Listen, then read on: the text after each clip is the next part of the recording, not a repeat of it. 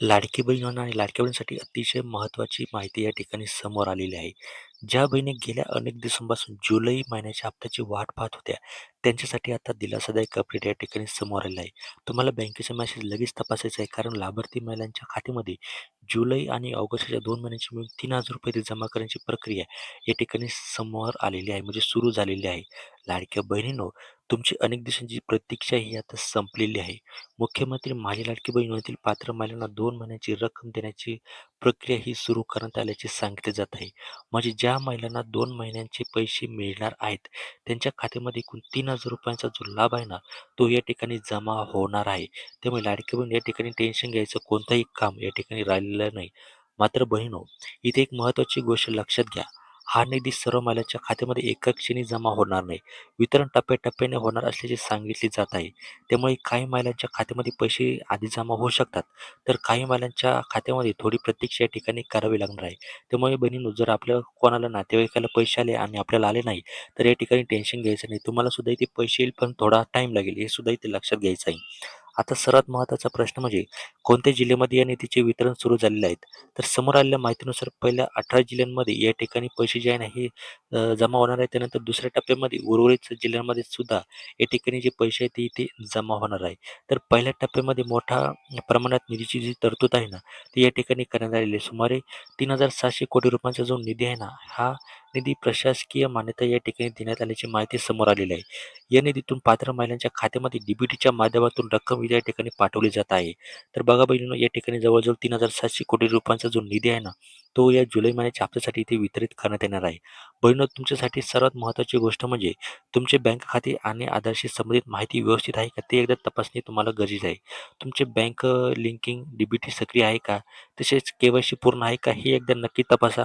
कारण पात्रता पूर्ण असणे आणि आवश्यक प्रक्रिया पूर्ण असणे या ठिकाणी सगळ्यात आवश्यक असणार आहे. आता पहिल्या टप्प्यातील जिल्ह्यांकडे वळूया. तर पहिल्या टप्प्यामध्ये आहे बीड जिल्ह्यातील पात्र महिलांच्या खात्यामध्ये 2 महिन्यांची मिळून ₹3000 जमा करण्याची प्रक्रिया जी आहे ना, ही सुरू करण्याची आलेली माहिती आहे.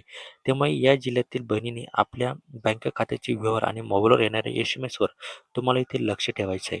जालना जिल्ह्यातील पात्र महिलांसाठी हे महत्त्वाचे अपडेट असणार आहे.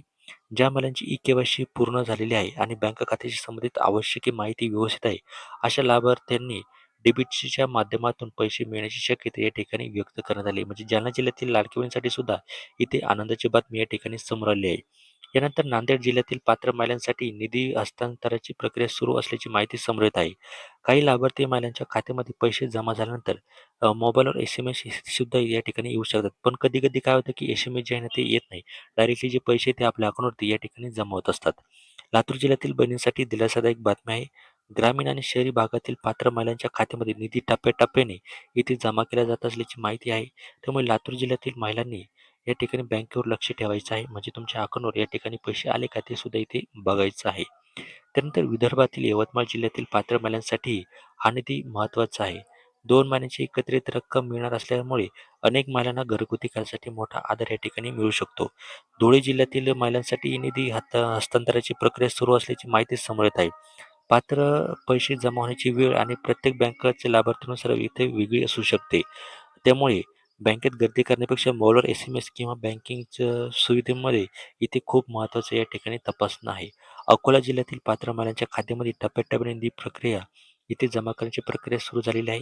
ज्या महिलांचे अर्ज मंजूर आहेत आणि आवश्यक कागदपत्रांची प्रक्रिया पूर्ण आहेत, त्यांनाच याचा जो लाभ आहे तो या ठिकाणी भेटणार आहे. पालघर जिल्ह्यातील दुर्गम भागातील पात्र महिलांपर्यंतही या योजनेचा लाभ पोहोचवण्याची प्रक्रिया सुरू झाली आहे. डीबीटीमुळे थेट बँक खात्यामध्ये पैसे जमा केले जात असल्याची या ठिकाणी इथे सांगण्यात येत आहे. यानंतर ठाणे जिल्ह्यातील पात्र महिलांसाठी महत्त्वाची अपडेट आहे. ठाण्यातील लाभार्थी महिलांच्या खात्यामध्ये निधी जमा करण्याची प्रक्रिया जी आहे ना, ही सुरू करण्यात आलेली आहे. त्यानंतर मुंबई शहर असेल, मुंबई उपनगर असेल, यांच्यासाठी सुद्धा आनंदाची बातमी या ठिकाणी आलेली आहे. तर अशा प्रकारे खूप साऱ्या जिल्ह्यामध्ये जी प्रक्रिया जी आहे ना, ही सुरू झालेली आहे. तुमच्या जिल्ह्यामध्ये